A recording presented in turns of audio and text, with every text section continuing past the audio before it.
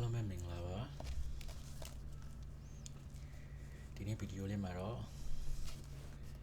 ကျွန်တော် Omegapro ကိုယ့်ရဲ့ account ထဲကနေ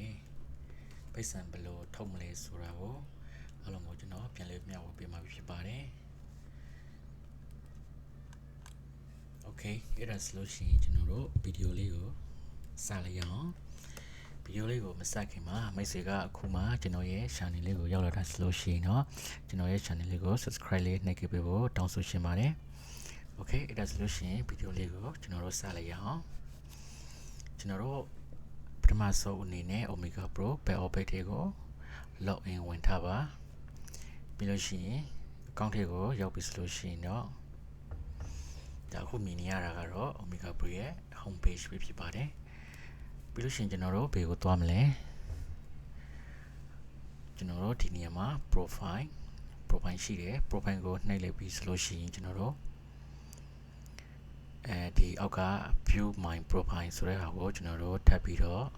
ကလေးလောက်လိုက်ပါကျွန်တော်ဗီဒီယိုလေးကတော့နည်းနည်းရှည်မှာဖြစ်ပါတယ်အဲ့ဒါကြောင့်ဗီဒီယိုလေးကိုကြော်မကြည့်ဖို့ကျွန်တော်မေတ္တာရပ်ခံရှင်ပါတယ်ဘာဖြစ်လို့ဆိုလို့ရှိရင်တော့အဆင့်တွေအများကြီးကျွန်တော်တို့လောက်ရမှာပါအဲ့ဒါကြောင့်ဗီဒီယိုလေးကိုအစအဆုံးသိချအောင်ကြည့်စေချင်ပါတယ်တခုခုမှားသွားပြီဆိုလို့ရှိရင်ကျွန်တော်တို့ပြန်ရဖို့ဆိုတာကျွန်တော်တို့ရန်ကိုခက်ခဲသွားပါလိမ့်မယ်အဲ့ဒါကြောင့်မလို့ဗီဒီယိုလေးကိုအစအဆုံးကြည့်ပြီးတော့လိုက်လုပ်ပေးစေချင်ပါတယ် Okay အဲ့ဒါဆိုလို့ရှိရင်ကျွန်တော်တို့ပြန်စလိုက်ရအောင် profile တွေ့ပြီဆိုလို့ရှိရင်ဒီ profile ရဲ့အောက်က view my profile ကိုကျွန်တော်တို့ကလေးလောက်လိုက်ပါဒီမှာအခုအားလုံးမြင်နေရတာကတော့ဒါကကျွန်တော်ရဲ့ user name ပြီးလို့ရှိရင် Gmail ဖုန်းနံပါတ်ဒီနေရာမှာအားလုံးကိုပြထားပါတယ်ဒါကိုကျွန်တော်ရဲ့ security အတွက်ကျွန်တော်ဒီနေရာကိုကျွန်တော်ဖျောက်ထားပါတယ်မိတ်ဆွေအနေနဲ့ဒီနေရာကိုဝင်လာပြီဆိုလို့ရှိရင်တော့ကိုယ့်ရဲ့ username password ကိုအားလုံးမြင်နေရပါမယ် Okay အဲ့ဒါပြီးလို့ရှိရင်ကျွန်တော်တို့ဘေးကိုသွားမလဲဒီခုမြင်နေရတဲ့နေရာရဲ့အပေါ်ဆုံးမှာကျွန်တော်တို့ညာဘက်အချမ်းပေါ့အဲ့ဒီညာဘက်အချမ်းမှာကျွန်တော်တို့ခေတိုင်းပုံလေးတစ်ခုရှိပါတယ်အဲ့ဒီခေတိုင်းပုံလေးကိုကျွန်တော်တို့မောက်လေးနဲ့ကျွန်တော်တို့ကလေးတစ်ချက်လုပ်လိုက်ပါအဲ့ဒါပြီးလို့ရှိရင်ကျွန်တော်တို့အခုမြင်နေရတာကတော့ update personal information တို့ဒီမှာမြင်နေရပါတယ်အဲ့ဒီညမှာဘာရှိမလဲဆိုလို့ရှိရင်အပေါ်က username အောက်ကဖုန်းနံပါတ်ပြီးရင် enter city enter address ပြီးလို့ရှိရင် enter bitcoin address ဒီနေရာမှာကျွန်တော်တို့အားလုံးကိုဖြည့်ပေးဖို့လိုအပ်ပါတယ်ဒါကိုတော့ဖြည့်တတ်မယ်လို့ထင်ပါတယ်ကျွန်တော်တို့ဒီ address တွေပါတွေကကြတော့ကျွန်တော်တို့ပြဿနာသိမရှိပါဘူး quotation တာကိုထည့်လို့ရမယ်လို့ကျွန်တော်ထင်ပါတယ်ဒီနေရာမှာရေးကြည့်တာကတော့ဒီ bitcoin address ပါ bitcoin address ကိုကျွန်တော်တို့တေချာဖို့လိုပါတယ်ဒီ bitcoin address ကိုကျွန်တော်တို့ဘယ်ကနေရမလဲဆိုလို့ရှိရင်ကျွန်တော်တို့ဒီ US မှာနေတဲ့သူတွေဆိုလို့ရှိရင်เนาะဒီမှာတုံးနေကြတဲ့အသုံးများတဲ့ coin base ရှိမယ်ပြီးလို့ရှိရင် Binance ရှိမယ်အဲ့ဒီကကိုကြိုက်တဲ့ဟာတစ်ခုကိုကျွန်တော်တို့အရင်ဆုံးကျွန်တော်တို့ဖုန်းမှာ download လုပ်ပြီးတော့ sign up လုပ်ထားဖို့လိုပါတယ်ပြီးလို့ရှိရင်အဲ့ဒီမှာကျွန်တော်တို့ Bitcoin address ရှိတယ်တခြားအများကြီးပဲ cryptocurrency တွေအများကြီးကိုကျွန်တော်တို့ဝယ်လို့ရပါတယ်ကျွန်တော်နဲ့အတူတူအားလုံးပဲလိုက်လုပ်ကြည့်စီရှင်ပါတယ်ဒီနေရာမှာ enter city နေရာမှာမိမနေထိုင်တဲ့နေရာပါမိမနေထိုင်တဲ့နေရာမြို့ထေးပါပြီးလို့ရှိရင် enter address နေရာမှာကိုနေတဲ့လိုက်စာထေးပါ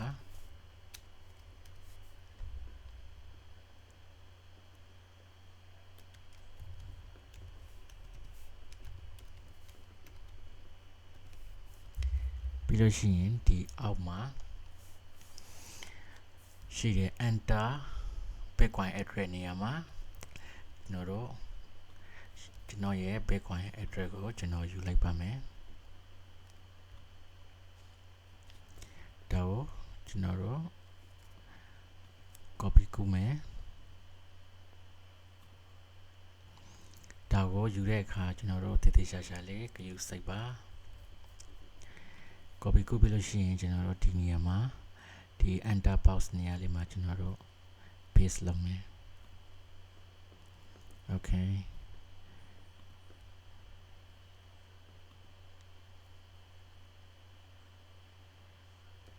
ရှေ့ရတစ်လုံးကဘာဖြစ်နေတာပြောင်းနေတော့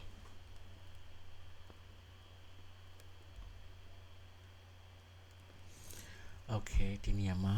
အဲ့ဒါကိုကျွန်တော်တို့တစ်လုံးရှင်းစစ်ဖို့ကတော့မလွယ်ပါဘူးကျွန်တော်တို့အစနဲ့အဆုံးလောက်တော့ကျွန်တော်တို့စစ်ဖို့လိုပါတယ်ဒီ Bitcoin address ကိုကျွန်တော်တို့ကိုယ့်ရဲ့မိတ်ဆွေတင်ငယ်ရှင်းစီကိုကျွန်တော်တို့ပို့ပေးလိုက်ရပါတယ်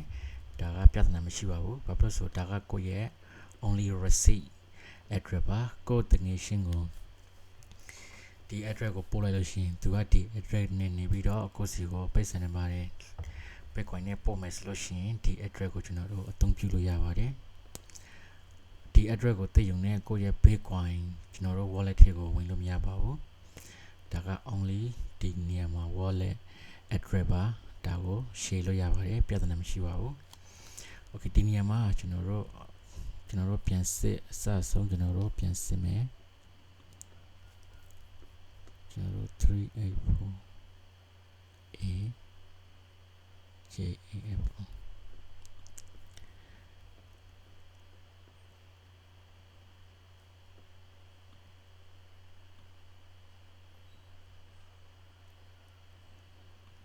ကျွန်တော်တို့အားလုံးမှန်ပြီဆိုလို့ရှိရင်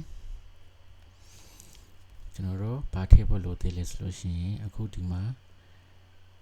enter city နေရာမှာကိုနေတဲ့မြို့ထည့်တယ် address နေရာမှာကိုရဲ့လိပ်စာထည့်တယ်ပြီးလို့ရှိရင်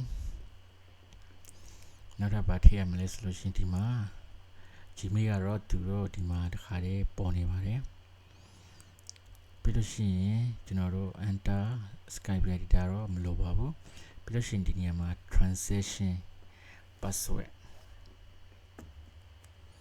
ကျွန်တော် transaction password ကိုထည့်ပေးဖို့လိုပါတယ်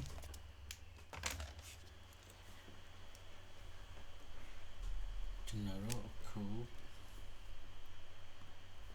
ပေးရောက်နေပြီဆိုလို့ရှိရင်တော့ transaction password ထည့်မယ်အားလုံး information တွေမှန်ပြီဆိုလို့ရှိရင်တော့ဒီနေရာမှာ transaction password ကို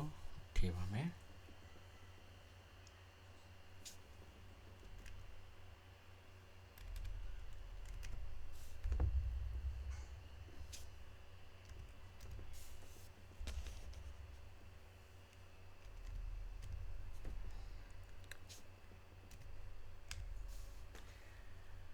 okay transaction password ထည့်ပြီးပြီဆိုလို့ရှိရင်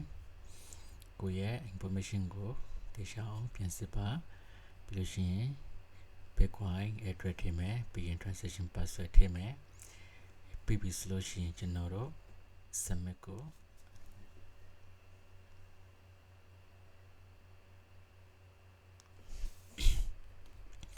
verify with one time password check register email ဒီညမှာသူတို့စီကကိုယ့်ရဲ့ Gmail တွေကို register one time password ပို့ပေးလိုက်ပါတယ် okay အဲ့ဒါကိုကျွန်တော်တို့ခုတ်ပြနေတဲ့နေရာမှာထည့်ပေးပါ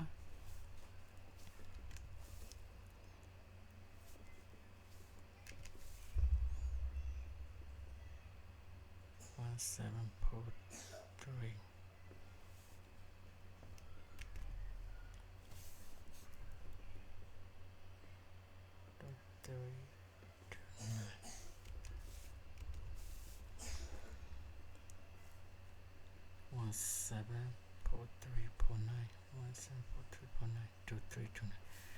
okay one time password ပြီးလို့ရှိရင် submit နေလိုက်ပါ profile update successfully ခုဆိုလို့ရှိရင်ကျွန်တော်တို့ Bitcoin address ကျွန်တော်တို့ register လုပ်တာကျွန်တော်တို့အောင်မြင်သွားပါပြီ အခုဗီဒီယိုလေးကနေပြီးတော့မိတ်ဆွေအနေနဲ့သိပညာတစ်ခုခုရခဲ့မယ်ဆိုလို့ရှိရင်ကျွန်တော်ရဲ့ဗီဒီယိုလေးကို like and subscribe လေးနှိပ်ခဲ့ပေးဖို့တောင်းဆိုရှင်ပါတယ်